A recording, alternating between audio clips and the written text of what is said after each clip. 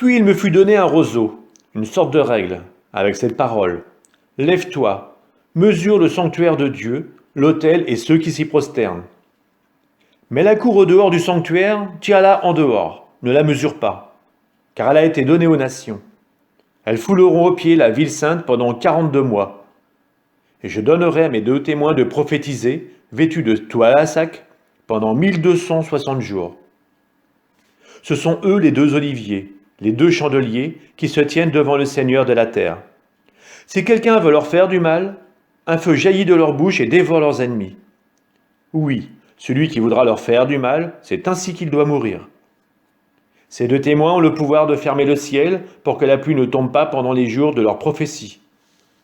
Ils ont aussi le pouvoir de changer l'eau en sang et de frapper la terre de toutes sortes de fléaux, aussi souvent qu'ils le voudront. Mais quand ils auront achevé leur témoignage, la bête qui monte de l'abîme leur fera la guerre, les vaincra et les fera mourir.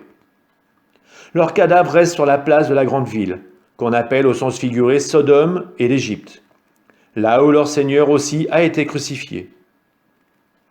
De tous les peuples, tribus, langues et nations, on vient regarder leurs cadavres pendant 3 jours et demi, sans qu'il soit permis de les mettre au tombeau. Les habitants de la terre s'en réjouissent, ils sont dans la joie, ils échangent des présents.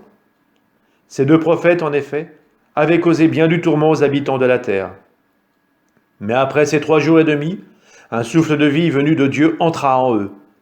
Ils se dressèrent sur leurs pieds, et une grande crainte tomba sur ceux qui le regardaient. Alors les 2 témoins entendirent une voix forte venant du ciel qui leur disait « Montez jusqu'ici ». Et ils montèrent au ciel dans la nuée, sous le regard de leurs ennemis. Et à cette heure-là, il y eut un grand tremblement de terre. Le 10e de la ville s'écroula, et dans le tremblement de terre, 7000 personnes furent tuées. Les survivants furent saisis de crainte et rendirent gloire au Dieu du ciel.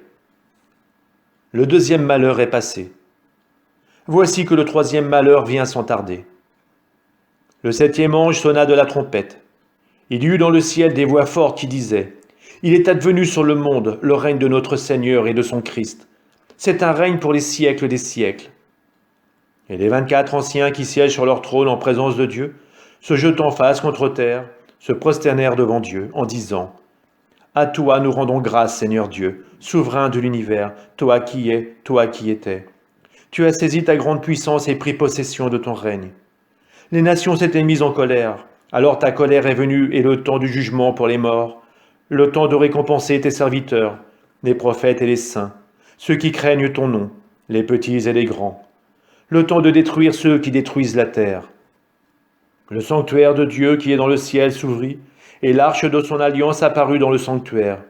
Et il y eut des éclairs, des fracas, des coups de tonnerre, un tremblement de terre et une forte grêle.